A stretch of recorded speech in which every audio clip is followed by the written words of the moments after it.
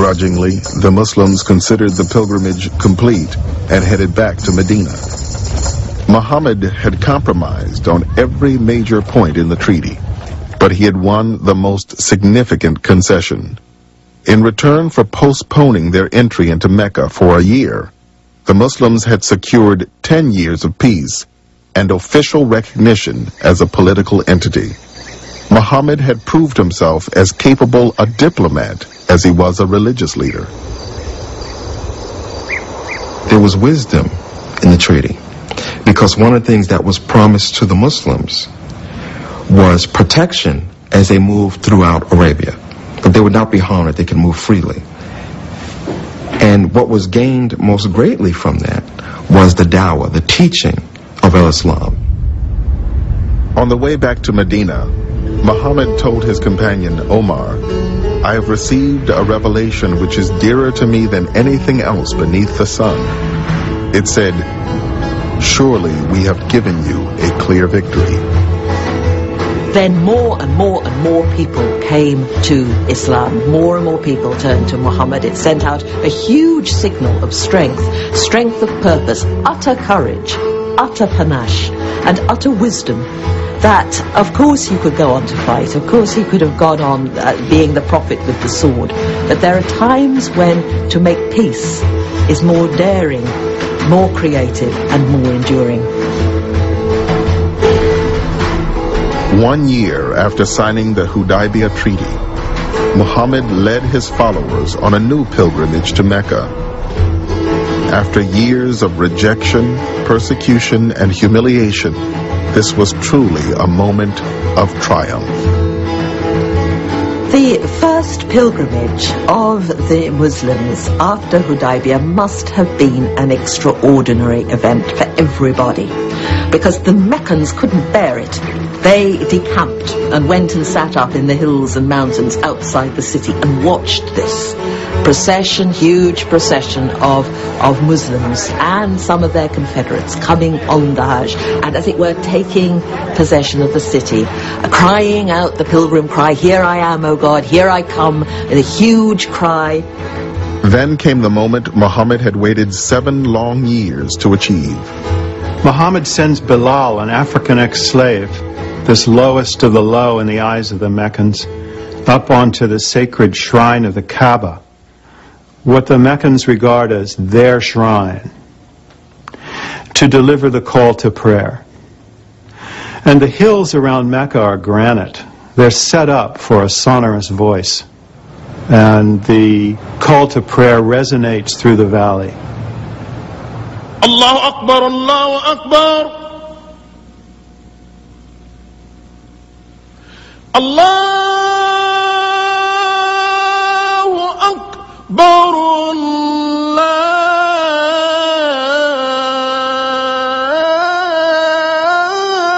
Akbar.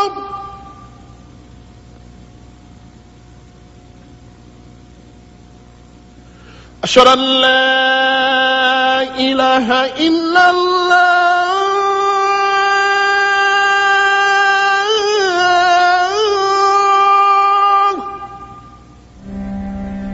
أشهد أن لا إله إلا الله. Bilal was proclaiming for all to hear, there is one God, and Muhammad is his prophet. It must have been an appalling moment for the Meccans, but an extraordinary moment of exhilaration for the Muslims, performing all the rites punctiliously and then taking no advantage of this, going back peacefully home. But the peace between the Muslims and the people of Mecca would not last. By the end of the year, the Meccans had broken the Treaty of Hudaybiyah by attacking a clan allied with Muhammad. In response, 10 days into the holy month of Ramadan, Muhammad and a Muslim army of 10,000 men set out to take Mecca by force. The Prophet felt he was strong enough to be able to conquer Mecca. But as the army approached the city, more and more leaders of the Quraysh realized that they were not going to win. And so many decided to join Islam. The Prophet entered the city without resistance. When he came into Mecca, he came in with his head bowed down. He did not come in as an arrogant, conquering warrior. He comes in humbled by a victory that he sees is from God. After circling the Kaaba 7 times, Muhammad destroyed each of the 360 idols that surrounded it. He then turned to the vanquished Meccans who had sought refuge inside the shrine, his own brethren, who had oppressed and attacked the Muslims for so many years. He says, if you were in my position right now, what do you think you would do? And the Meccans are afraid they're about to die. And then he says, you are all pardoned. He grants them all amnesty. And this was unheard of in this culture, unheard of in this society, and very unexpected among the Meccans.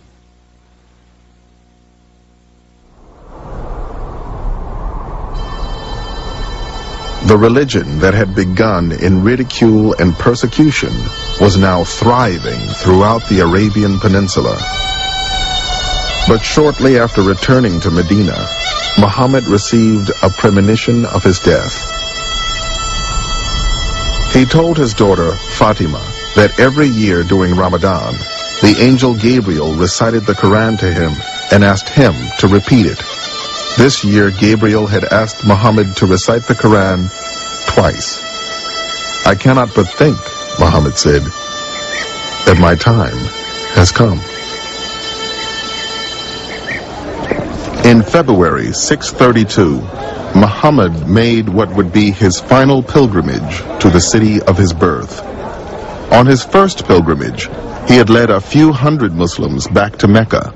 This time, tens of thousands of believers followed in his footsteps. He arrives in Mecca as the leader of the Muslim people now, not as the enemy of the Meccans. And they begin to perform the rites of the pilgrimage. And during this period, Muhammad defines the rites of pilgrimage as they're performed today.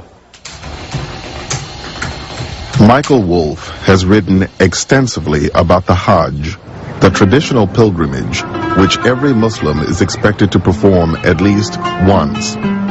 2 to 3 million Muslims from around the world travel to Mecca every year for this 5-day ritual, which takes them in the footsteps of Abraham, the ancient patriarch from whom Muslims, Jews, and Christians all trace their lineage. In 1990, Wolff, a convert to Islam, took part in his first Hajj.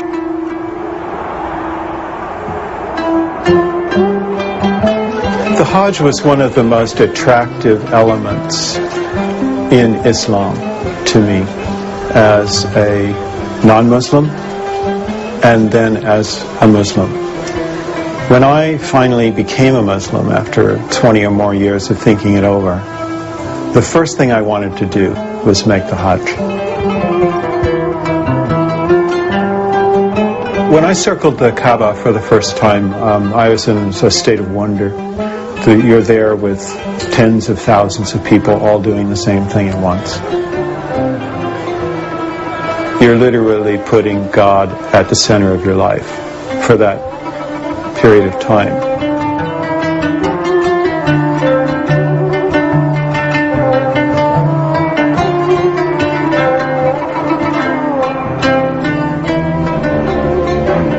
At the culmination of the Hajj, on the plain of Arafat, on a small hill called the Mount of Mercy, Muhammad gave his final sermon.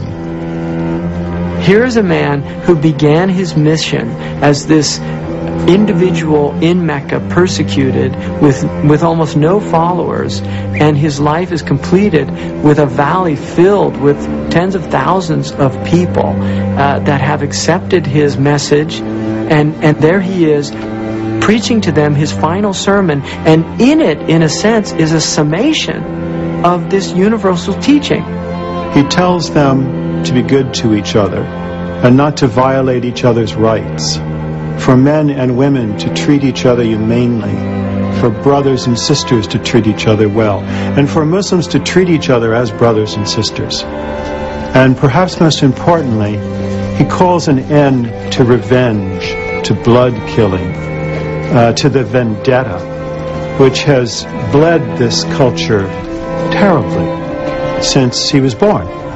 At the end of Muhammad's sermon, he does not list his achievements. This man has unified people. He has taught them monotheism. He has brought them to peace. And yet he doesn't mark these as his accomplishments. Quite the opposite. He asks his community, have I fulfilled my mission to my God and to you? You can hear in his words the desire for a completed mission. This is a man of faith who is unsure of his effects. This is a very human moment in which he needs to know and he asks. And the people affirm that yes, 3 times they say, yes, you have fulfilled your mission. This was not a leader who was looking for his legacy in time. It wasn't for any purpose other than to make sure that when he was going to face his maker, he was going to be accountable. And he would be in a position of saying, Allah, I did the best I could, and I hope I was successful in doing it. And that's all we can do as human beings.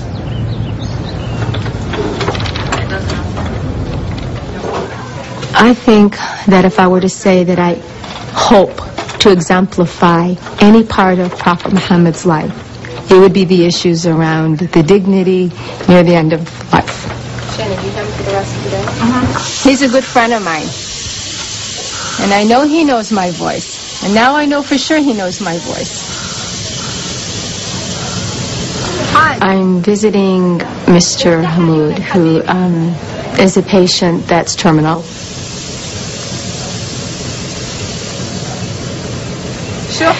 When he was not in the condition he's in now, he was very delightful, very loving, and very much wanting to tell his story. So we'd sit and listen and talk for long hours, and he'd give me all of his history and his past. So we're very bonded.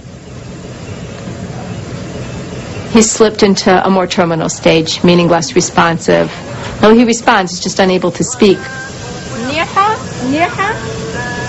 Prophet Muhammad has taught us that near the time of death, the Holy Quran to hear is soothing, very soothing to the soul.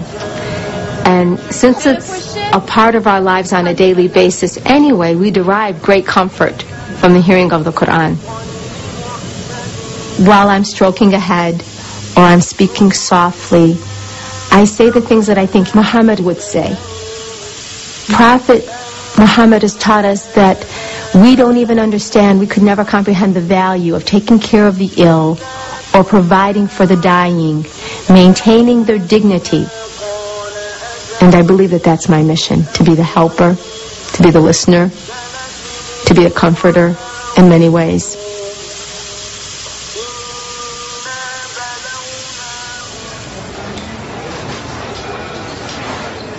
The Prophet knew that death was coming. He had an indication that he would not be around for much longer. Muhammad had been feeling ill. He'd had some fever. It was clear that he was in real difficulty in terms of his health. And the household seemed to be convinced that Muhammad was dying. And while he was on his deathbed, and there were many who surrounded him, especially his close companions and his family, he called for silence around him. And he wanted it to be a time of quiet and of peace and of calm. Embraced by the community he had founded in Medina and cared for by his wives and companions, Muhammad died peacefully on June 8th in the year 632. The news of his death shocked his followers, especially Omar, who believed Muhammad would outlive them all. People began to hear, Prophet is dead. Omar went to the center square and started to say, there are hypocrites and liars who are saying that the Prophet is dead. In the midst of this chaos, Abu Bakr reminded the Muslims of a verse from the Quran that had first been revealed after the Battle of Uhud, when they feared that Muhammad had been killed. Abu Bakr comes into this scene of pandemonium, and he immediately stands up and says, whoever worshipped Muhammad, then know that Muhammad is dead. But whoever worshipped God, know that God lives on and never dies. And so suddenly these people are brought to their senses that indeed that Muhammad is a man, and men are mortal. And this is his legacy. He did everything within his power to prevent himself from being worshipped, because he recognized that that was a danger inherent in religious tradition, that the object of worship becomes the messenger and not the one sending the message.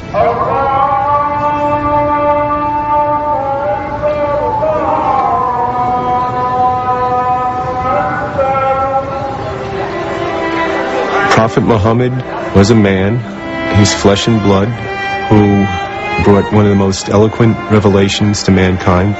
He's set an example to mankind through his behavior, through his actions, a living example. This is a legacy that he's left for Muslims. Muhammad's legacy is obviously the seed that he planted. It is his righteousness, his honesty, his integrity, his model as a political leader, his model as an individual, a man who has made great accomplishments in his time, and yet who didn't let the successes overpower him, didn't let his ego get the best of him. He remains, I think, more than anything else, a great role model. Muhammad is the kind of person who combines political and military and social and religious and intellectual dimensions of life in ways that are important for those of us in the 21st century who are struggling to put together complete lives ourselves. If I were to have met Prophet Muhammad on the street, I feel like I would know him, and as though he would know all of us. The beauty of it is we live our lives through his examples, but he's not God. Our reverence is to God, and our reference is to him. So how I walk, and how I speak, and how I carry myself, and how I treat my husband, and how I treat my mother and my father, and how I behave as a sister and a daughter and a nurse and a friend and a neighbor, that's all Prophet Muhammad in action.